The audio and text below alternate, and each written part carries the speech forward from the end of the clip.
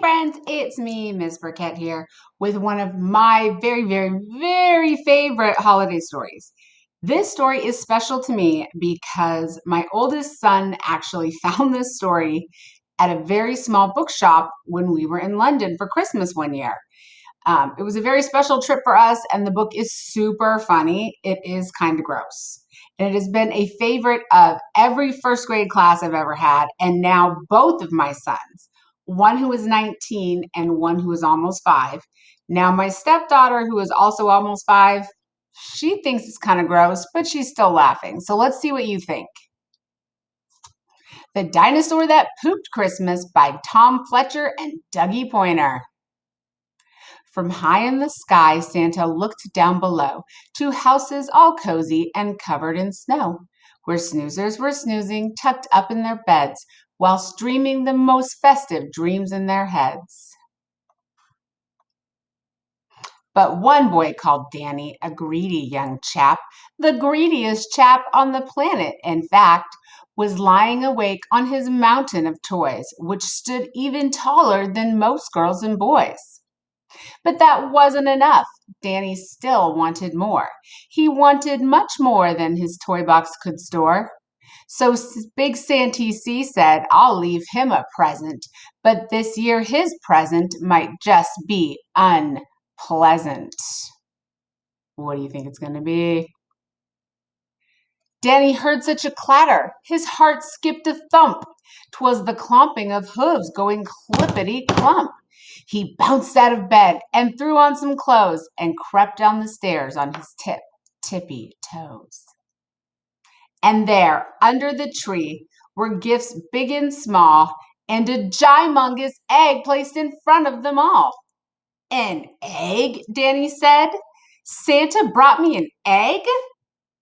Then out with a crack popped a dinosaur's head. It wasted no time on that cold Christmas morning. It started to eat everything without warning. It swallowed the stockings and Christmas cards too, the red fairy lights, then the green and the blue. There wasn't a single thing Danny could do, except sit and watch as the dinosaur chewed. And look right there, Santa Claus is hightailing it right up the chimney. It chewed and it munched and it crunched on Kris Kringle. Who's Kris Kringle? Yeah, Kris Kringle is another word for Santa, or another name for Santa Claus, also sometimes goes by Father Christmas. It chewed and it munched and it crunched on Kris Kringle, the reindeer, the sleigh bells, and all things that jingle. But it didn't stop there. There were more things to gobble, much more than the shiny baubles that bobble. It ate up the cat and the dog and the fish, and from the dishwasher it downed every dish. The tables, the chairs, the walls, and the doors. Now nothing was safe, not even the floors. All right, this is my disclaimer. Now, reader, be wary. The next part is scary. It's not actually scary. And if you read on, you'll need new underweary. It's not really scary. It is kind of gross. If you don't want to continue, I will understand. I'll give you a moment to click out. All right, if you're still here, prepare to be terrified.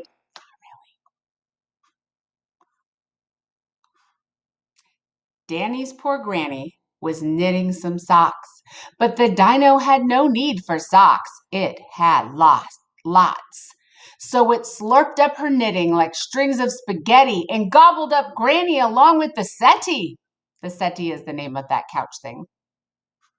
Then it ate Danny's mom. She was gone in one bite. And although Danny's dad tried to put up a fight, the dino had grown to the size of King Kong. With a gulp and a burp, Danny's father was gone. You guys think he'll come back?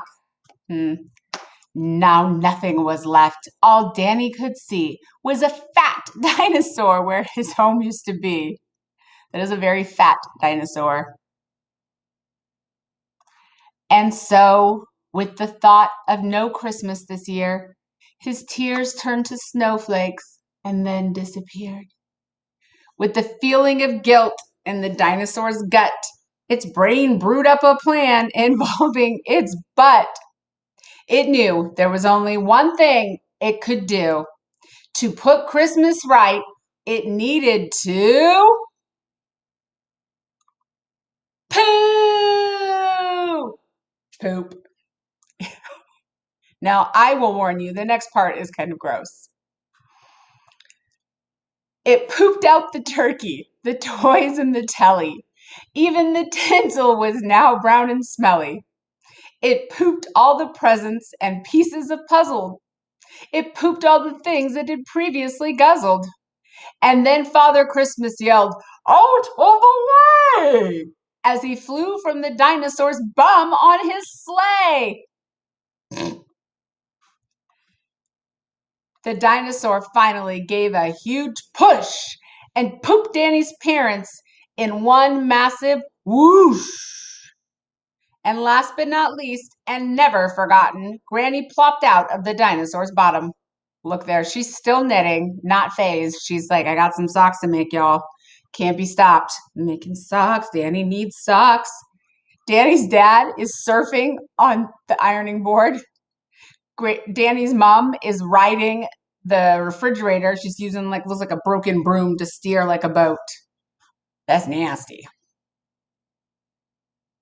Merry Christmas, said Dan to his whole family as they washed off the presents and put up the tree.